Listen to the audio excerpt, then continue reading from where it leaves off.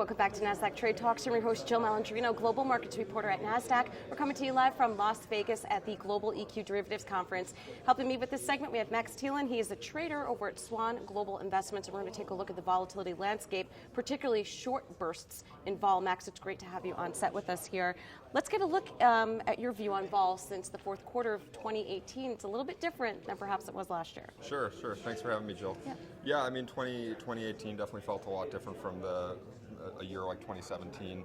I think vol is something you can dissect 1,000 different ways. Mm-hmm. One thing we're looking at, or that we thought was particularly interesting, was Skew around the end of last year and into year end. Or at the beginning of the sell-off in quarter four, we saw Skew very elevated, and this has kind of been a topic at this conference as well. Was Skew kind of steadily sold into year end? As more supply is coming into the market, as opposed to demand for downside protection as the market's beginning to sell off, which is certainly an interesting dynamic. And so that persisted through quarter four, and that was something that we were looking at and thought was interesting. And we also thought the behavior of the market after year end, when Skew made a very strong 180, basically the market saying it's very confident in the Fed put, and very few participants think there's going to be a further 20% down move after the first 20% down. So that's something, as far as volatility goes, that we think is interesting. At Swan, we're taking the always invested, always hedged approach. So we're certainly not looking at any one factor to micromanage our portfolio protection, but they are things that we consider as they pertain to opportunistic trades in the short-term space. Let's talk about short bursts of vol that we're seeing in the market, because 2019, I would say even from Q4 to 2019, feels very, very different, even over the past 10 years.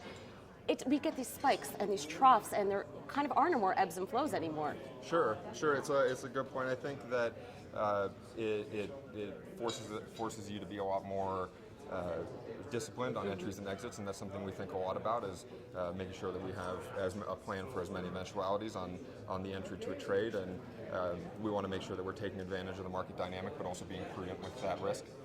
Yeah, and to wrap up here, I'm glad you made that point, because how does it have an impact on options trade execution when you're being forced to pivot so quickly? I mean, we're having these 20% moves to the up and down side within a matter of a month. Sure. Liquidity is something we think a lot about, and something that we definitely kind of put under a microscope, especially in the option space. And actually, we've found some improvements in some products in liquidity as markets get more volatile, and actually decreased market impact from our trades, which is encouraging. Yeah, it is encouraging. So we like the direction it's going, and we think that in general the liquidity is improving and is kind of going to allow for strategies like ours to continue to scale and execute as they grow. All right, now to wrap up here for the back half of the market, back half of the year, do you think that we'll continue to see volatility like it has been for the first half? I think we'll continue to see something similar. I think it's reasonable to expect that with issues like the trade talks kind of going hot and cold week to week, I think it doesn't seem like there's anything that says that that's going to turn around. So I would kind of expect the second half of the year to be similar to the first half. All right, thank you so much for joining us on Trade Talks, and thanks for joining us throughout the day at EQD. I'm Jill Malandrino, Global Markets Reporter at Nasdaq.